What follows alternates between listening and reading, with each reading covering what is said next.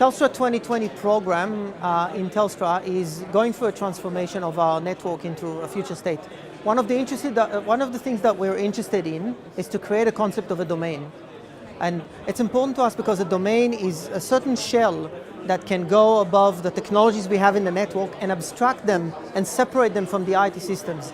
If you can look at this diagram, you'll see that we came up with this concept of a network as a service.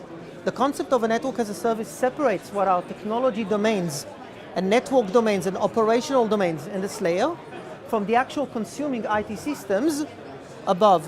And we're doing that by actually creating a TMF and using TMF APIs to expose the services from the network domains out into the IT systems. And thus basically creating an abstraction layer. Our support of this catalyst was because we found that very useful and successful, as we've used one of our suppliers, Sienna, to create a domain using TMF APIs and giving them into the IT system, which is used by Telflow, to actually consume network services completely separated from the network, thus creating the abstraction layer that we need and proving that we can move on in the industry and in our business and create more domains. We hope that through this, we actually achieve a certain uniform layer with TMF API and a standard exposure, which will actually take us to our future.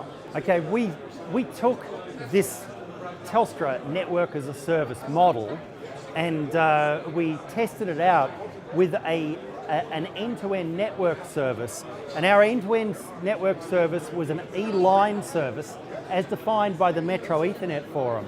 So the E-line service was built in strict accordance to MEF service definitions with one on-net end and one off-net end, and with a second use case that had two on-net ends. And for the two on-net ends, we had two different network domains involved in the delivery of the service. So we took the TM Forum APIs and used those TM Forum APIs to provide standardized touch points that could be reused for any type of network service, proving the network as a service model and proving that we could support the MEF standard service definitions through that model.